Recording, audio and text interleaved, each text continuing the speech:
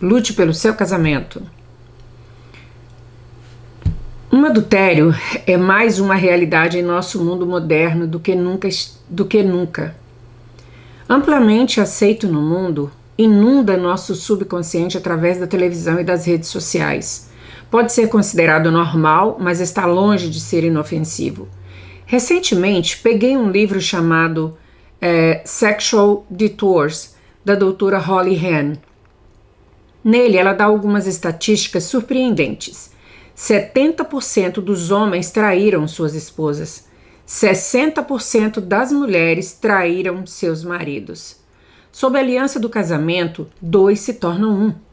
Você não pode violar a aliança através do adultério sem devastar ambas as partes em algum grau. Embora a infidelidade possa certamente ser perdoada, as cicatrizes são permanentes.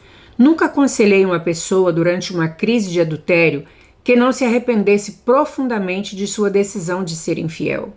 Se você foi traído, você conhece a dor da infidelidade. Isso dói, isso quebra a confiança, corta relacionamentos, isso degrada as pessoas, destrói famílias. O casamento é sobre dar, o adultério é sobre tomar. É por isso que a Bíblia deixa claro que o adultério é um pecado. Se o adultério infectou o seu casamento, você pode se perguntar como pode amar seu cônjuge da mesma forma ou amá-lo novamente. Embora um dos fundamentos bíblicos para o divórcio seja o adultério, isso não significa que o adultério seja sempre a resposta certa. No capítulo 4, falei sobre nossa necessidade de perdoar e estabelecer limites saudáveis. No contexto da infidelidade, embora você deva perdoar seu cônjuge por essa traição, você pode optar por permanecer casado nessas circunstâncias ou não. De qualquer forma, você deve perdoar a infidelidade. Quando seu cônjuge o trai, você entra em uma crise de identidade. Você se pergunta se pode confiar nessa pessoa novamente. Você se pergunta se o casamento pode sobreviver. Claro, a solução mais fácil é o divórcio. O mais difícil é ficar e transformar a crise em oportunidade. Uma oportunidade? Sim, está certo. Cada caso tem uma oportunidade de redefinir um relacionamento. Embora um caso cause mágoa e traição por outro lado, você também pode produzir espaço para crescimento, reflexão e reavaliação do relacionamento. Veja, quando certas pessoas acontecem em um casamento, o casamento não será o mesmo. Se você foi ferido por uma traição, Veja, quando certas coisas acontecem em um relacionamento, o casamento não será o mesmo.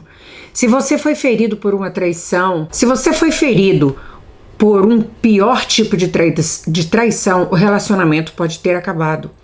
Você já está disposto a considerar um segundo casamento com a mesma pessoa? Como provar seu casamento à prova de casos? O sexo é muito poderoso e, a menos que seja mantido nos limites do casamento, pode explodir em um poder destrutivo o suficiente para separar famílias. Mencionei anteriormente que 70% dos homens traíram suas esposas e 60% das mulheres traíram seus maridos. Se você é abençoado por não estar em nenhuma dessas duas porcentagens, gostaria de lhe dar 5 maneiras de tornar seu casamento à prova de casos. Primeira, tire isso da sua cabeça. O adultério começa no palco da imaginação. Antes que o inimigo te coloque na cama, ele tem que entrar na sua cabeça. A tentação de trapacear começa com um pensamento. É disso que Jesus estava falando quando discutiu o problema de uma pessoa cobiçar através dos seus olhos. Jesus disse que você não pode controlar seu olho grande, seu olho errante. Tranquilo, foi sua sugestão. Mateus 5, versículo 29. É claro que ele não estava dando uma ordem literal. Jesus estava dizendo que o problema não é o olho, mas o coração. Arrancar o olho significa cancelar sua assinatura da Playboy, se livrar de determinados canais de televisão e não clicar em determinados sites. Arranque essas coisas que podem fazer com que você tropece fora do seu casamento. O inimigo está rastejando para dentro das casas pelo portão dos olhos e através da tecnologia. Eu acredito que esta é a ameaça número 1 para a maioria dos casamentos hoje. O adultério sempre começa com pensamentos que podem levar a ações que destroem sua vida. Cuidado com suas palavras, porque elas se tornam pensamentos. Observe seus pensamentos, porque eles se tornam ações. Observe suas ações, porque elas se tornam hábitos. Observe seus hábitos, porque eles se tornam caráter. Observe seu personagem, porque ele controla seu destino. 2. Respeitem uns aos outros. Estejam mais interessados em assumir a responsabilidade e resolver qualquer problema que você tenha do que evitar a culpa. Você quer reconciliar ou quer ter razão? 3. Assuma a responsabilidade. Filipenses capítulo 2, versículo 4, nos diz que cada um de vocês olhe não apenas para seus próprios interesses, mas também para o interesse dos outros. Os principais problemas no casamento vêm de uma palavra suja: egoísmo. Eu não sentia que o egoísmo era um problema quando eu era solteiro. Aprendi ao longo dos anos que, como todos os grandes desafios da vida, o casamento não faz de você quem você é, revela quem você é. É o que mais fazemos com o que aprendemos sobre nós mesmos que nos torna mais ternos ou mais duros de coração. O egoísmo está no cerne de todo problema conjugal. Eu gostaria de poder lhe dizer 20 maneiras de evitar ser egoísta, mas é um assunto de coração. Está profundamente enraizado nos nossos hábitos e rotinas. É aí que entra o seu relacionamento com o Senhor. Quando você se aproxima de Deus, isso produz um espelho que revela como você realmente se parece aos outros e a Deus, porque Ele sempre vê o que é verdadeiro. Tire um tempo para orar e ler sua Bíblia. Plante-se na casa de Deus e logo as arestas serão reveladas à medida que Deus faz uma obra transformadora em sua vida. O objetivo é sempre parecer menos com você e mais com Jesus. 4. Reacenda o romance. Se mais formalidade e até mesmo namoro antiquado estivessem presentes no casamento, menos parceiros de casamento acabariam no tribunal. Lembre-se de como gentil e carinhoso vocês foram um com o outro quando estavam namorando? Naquela época era divertido. Você antecipou cada encontro com entusiasmo. Se não tomarmos cuidado, a diversão acaba com o nosso casamento. Precisamos cultivar o romance novamente. Comece uma noite de encontro semanal. Afaste-se para o fim de semana. Encontre uma maneira de se reconectar com quem você ama. 5. Tenha uma mente formada. Tempos difíceis não são tempos para parar de tentar. Quando os tempos difíceis chegarem e você for tentado a flertar com aquele colega de trabalho, lembre-se das palavras que você disse diante de Deus: para melhor ou pior, para os mais ricos, para os mais pobres, na saúde e na doença, amar e amar. O casamento tem que suportar tempestades. Isso exigirá grande determinação. O inimigo fará tudo o que puder para destruir seu casamento, sua família e sua pureza. Não é apenas uma batalha por você e sua esposa. É sobre seus filhos e os filhos de seus filhos. Leonardo da Vinci supostamente disse algo que adoro lembrar. Um arco consiste em duas fraquezas que, encostadas uma na outra, formam uma força. O casamento é isso. O ponto de partida de um casamento poderoso é quando você reconhece: Deus, eu preciso de ti. Deus, sem você, eu sou egoísta. Não vou fazer o que devo fazer e ser o que devo ser. Eu decidi há muitos anos que a minha família nunca teria que andar por essa cidade e ouvir as pessoas rirem porque seu pai não conseguia manter o zíper fechado ou porque ele não deveria viver uma vida que traria honra e glória a Jesus Cristo. Um casamento comprometido e duradouro exige uma mente decidida. Você deve ser liberado. Você deve resolver não cometer adultério. Quando se trata de nossos casamentos, devemos estar em guarda. Devemos proteger proativamente o dom que Deus nos deu. Para fazer isso, devemos respeitar um ao outro, assumir a responsabilidade por nossas ações, namorar nossos parceiros e resolver ficar em meio às tempestades que a vida lança em nosso caminho. Para vocês, homens, eu quero falar com os homens que estão lendo isso. Mulheres, vocês também podem ler, é claro, mas essa sessão é especificamente projetada para despertar e encorajar os homens. Os homens são chamados para serem líderes no lar. Esta não é uma ordem chauvinista, é uma ordem divina. Muitas mulheres, talvez algumas de vocês lendo isso, são mães solteiras e eu aplaudo você por criar seus filhos sozinha. Você pode não ter um marido que assuma a responsabilidade pela condição espiritual de sua família e você aceitou a tarefa. Obrigado por fazer isso. Não é hora de os homens começarem a se levantar e serem responsabilizados pelo que acontece sob seus tetos? Homens, vocês provavelmente estão bem cientes de que o casamento no século XXI não é uma questão fácil. Você pode estar absorvendo o que escrevi e se sentir desencorajado. Talvez você sinta o peso do mundo em seus ombros, ou que você e sua esposa tiveram uma briga a mais no ano passado, ou que seu relacionamento está congelado, ou que você nem conhece a mulher com quem se casou há 5 ou 15 anos. Quero encorajá-lo a ser forte e corajoso. Você pode se sentir como se estivesse no vazio, mas defenda seu casamento. Levante-se no meio do lixo que está enfrentando e determine-se a lidar bem com a sua esposa. Uma das minhas escrituras favoritas é Joel, capítulo 3, versículo 9. Prepare-se para a guerra. Acordem os valentes, que se aproximem todos os guerreiros, que subam. Você se considera um homem poderoso que está liderando a carga espiritual em sua casa? Infelizmente, as probabilidades não favorecem lares liderados por homens poderosos. De acordo com um estudo do Pew Research Center, mais mulheres do que homens dizem que a religião é muito importante para elas, 60% versus 47%. Mas as mulheres mais mulheres oram diariamente do que homens, 64% versus 47%. Mais mulheres frequentam serviços religiosos pelo menos uma vez por semana, 40% versus 32%. Você não precisa ler um estudo para ver evidências disso, no entanto. Basta visitar uma igreja local e você verá que as mulheres superam os homens. Existe uma desconexão entre homens e a igreja.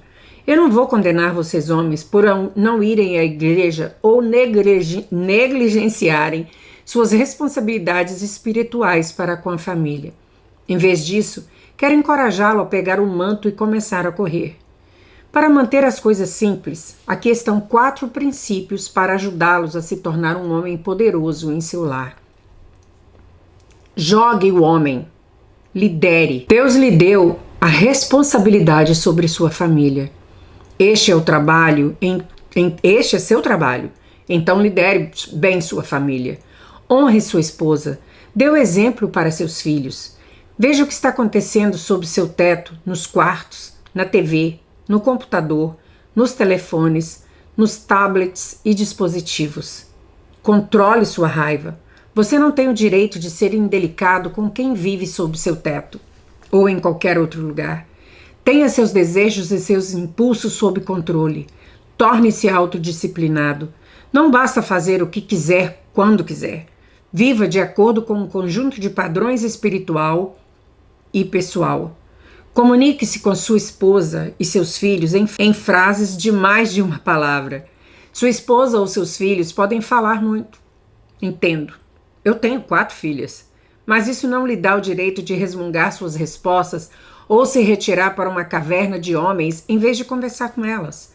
Pare de rosnar e comece a falar. Siga o vigia. Preste atenção à sua família. Não deveria haver privacidade.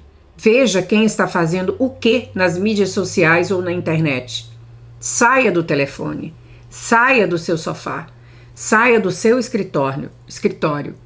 Torne-se o vigia de sua família. Fique firme na fé. Em 1 Coríntios, capítulo 16, versículo 13, Paulo diz: Vigiai, permanecei firmes na fé. Sede corajosos, sede fortes. Segure firme no que você acredita sobre Deus e a Bíblia. Não comece a mudar sua teologia porque você baixou o padrão e perdeu suas convicções. Vá à igreja com a sua família.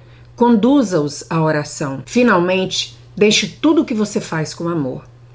Amar sem parar. 1 Coríntios, capítulo 16, versículo 14. A única coisa que produzirá justiça em seu lar é amar sem parar. Perdoe novamente. Diga que está arrependido novamente. Fale palavras de encorajamento e bênção sobre sua esposa, mesmo que não esteja com vontade. Ser marido e pai pode ficar confuso.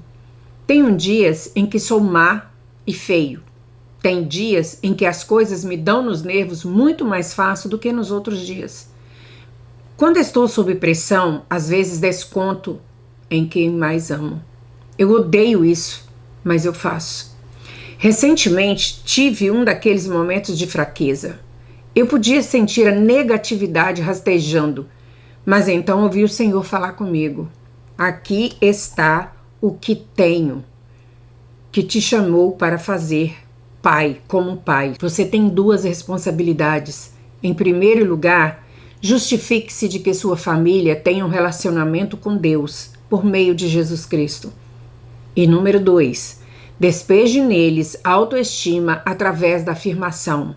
Em outras palavras, ame sem parar. Homens, orem para que Deus os ajude a liderar bem.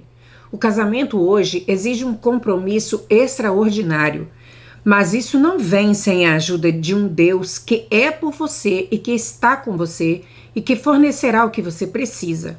Exatamente quando você precisar. Se você precisar, simplesmente chame seu nome. Ele é seu socorro bem presente em tempos de angústia. Ele é sua torre forte e ele é para você.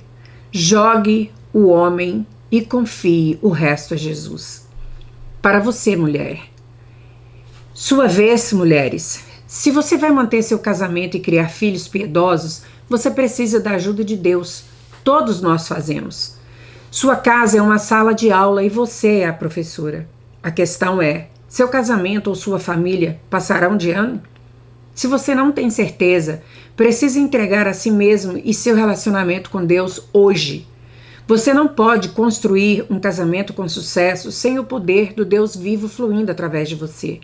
Você precisa de uma missão clara de vitória para o seu casamento. Você deve ter um fundamento seguro e esse fundamento é Jesus Cristo. Provérbios 31 pinta o retrato de uma esposa e mãe piedosa. Lemos: quem pode encontrar uma esposa virtuosa e capaz? Ela é mais preciosa do que rubis. Provérbio 31, versículo 10. Sua virtude é o que as torna inestimáveis senhoras. Acho interessante que antes dos nomes de furacões e tempestades tropicais alternassem entre masculino e feminino, as tempestades só recebiam nomes femininos. Há uma lição digna de nota. Deus quer que cada mulher entenda a poderosa habilidade de que Ele colocou dentro dela, dentro de você. As mulheres têm a capacidade de trazer descanso para suas casas. Pode trazer o caos ou pode trazer a paz. Você pode trazer turbulência ou você pode trazer calma. Você já ouviu o ditado: se a mamãe não está feliz, ninguém está feliz? Essa é a verdade. O livro de Provérbios revela esse poder. Toda mulher sábia edifica sua casa, mas a tola a derruba com as próprias mãos. Provérbios 14, versículo 1. Quando você ama como nunca foi ferido, você cria uma atmosfera vivificante em sua casa. Eu sei que isso pode parecer difícil de fazer se seu marido trabalha demais ou não trabalha. Ou quando você está em uma época de fraldas e sem dormir. Ou quando parece que você e seu marido perderam aquele sentimento de amor. Aqui estão 3 chaves para ajudá-los nesse processo. Lembre-se de que você é a porta de entrada para a vida espiritual em seu casamento. Leia os versículos abaixo para que você possa entender o que estou dizendo. É melhor morar em um canto do telhado, no telhado plano oriental, exposto a todos os tipos de clima, do que terem uma casa compartilhada com uma mulher rabugenta, briguenta e criticadora. Provérbios 21, 9. Uma esposa briguenta é como um gotejamento constante em um dia chuvoso. Restringi-la é como conter o vento ou segurar o óleo com a mão. Provérbios 27, 15. Chega de derrubar seu marido. Pare de reclamar. Abandone a conversa negativa. Cabe a você construir sua casa. Você pode inaugurar a paz ou você pode inaugurar a tempestade. Escolha ser a pacificadora. Observe o que você diz. Em sua língua está a lei da bondade. Veja Provérbios 31, 26. Em outras palavras, não seja uma mulher de boca suja e infernal. Use suas palavras para produzir felicidade e elevar o espírito do seu marido.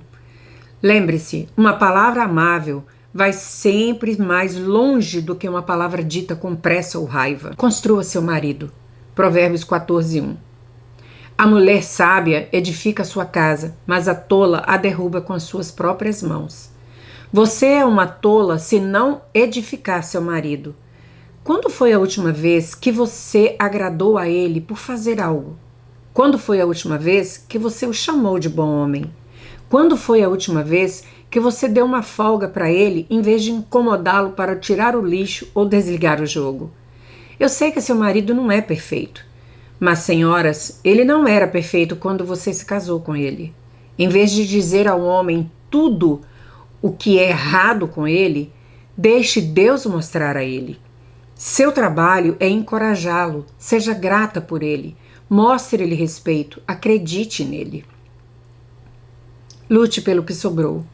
Um pastor amigo meu falou no funeral de um menino de 17 anos que foi morto por um motorista bêbado. A mãe da criança estava sentada na primeira fila ao lado de seus 2 filhos restantes. Sua dor era indescritível. Nessa situação desafiadora para um pastor, meu amigo compartilhou a história de uma mulher chamada Rispa na Bíblia.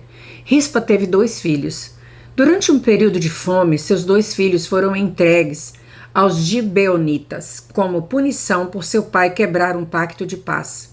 Os gibeonitas os mataram por enforcamento.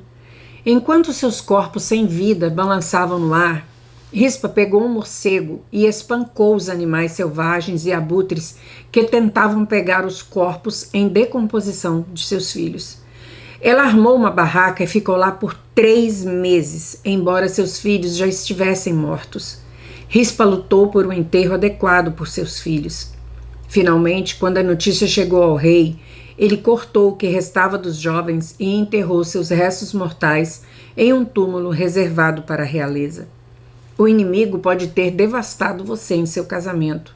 Seu cônjuge pode ter traído você. Seu cônjuge pode ter dito ou feito algo doloroso ou chocante. Lute pelo que sobrou. Deus pode curar seu casamento.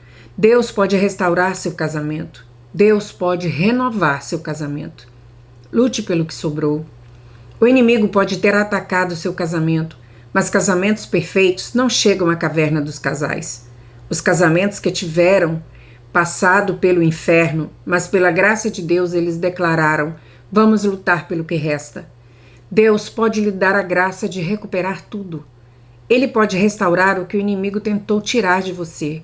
Se você der a Deus seu casamento com todas as mentiras, a luxúria e a bagagem que vem com ele, ele pode tocar seu relacionamento com graça e transformar você e seu cônjuge em vencedores. Deus pode abençoar e ungir seu casamento. Você não tem que desistir. Você não tem que desistir. Todos nós somos profundamente falhos. Todos nós atrapalhamos. Todos nós cometemos erros. Todos nós dizemos coisas cruéis e fazemos coisas estúpidas. Mas temos que declarar para nós mesmos e para nossos cônjuges: você e eu vamos conseguir. Nós vamos acabar na caverna de casais. Lute pelo que sobrou. Na dúvida, diga o seguinte: as 4 declarações difíceis de fazer nosso casamento são estas. Primeiro, eu estava errado. Segundo, sinto muito. Terceiro, me perdoe. Quarto, eu preciso de ajuda. Precisa de um conselho? Use-os com frequência. Uma das minhas frases favoritas é: eu não sei o que estava pensando. Sinta-se à vontade para aceitar. Metade das pessoas com quem cresci estão agora divorciadas, enquanto na época em que eu escrevi este livro, Clarice e eu comemorávamos nosso 30º aniversário de casamento. Temos uma história juntos. Claro, tive momentos difíceis. Algumas pessoas deslizaram para a felicidade conjugal, mas tivemos que trabalhar para chegar lá. Tivemos discussões que duraram muito tempo e ficamos presos em lugares que deveríamos ter avançado. Mas no final do dia, minha esposa e eu decidimos, até que a morte nos separe. Sou grato por ter uma família intacta. Não é perfeito, mas está intacta. Isso significa que meus filhos podem ir para um grupo de pais. Eu não digo isso duramente para aqueles que se divorciaram. Se você se divorciou, Deus te ama. Continue aberto. Ele tem um plano para você. Mas sou grato por termos ficado juntos, porque nossos filhos testemunharam um casamento que não foi perfeito, mas que sobreviveu às lutas. A tensão pode encher seu casamento. Talvez recentemente um de vocês tenha mencionado a palavra divórcio. Talvez você tenha acabado de descobrir que seu cônjuge fez algo que partiu seu coração. O casamento ainda é uma boa ideia. Seu casamento ainda é a parte mais importante de sua vida. Seu casamento ainda vale o tempo que leva para fazê-lo direito.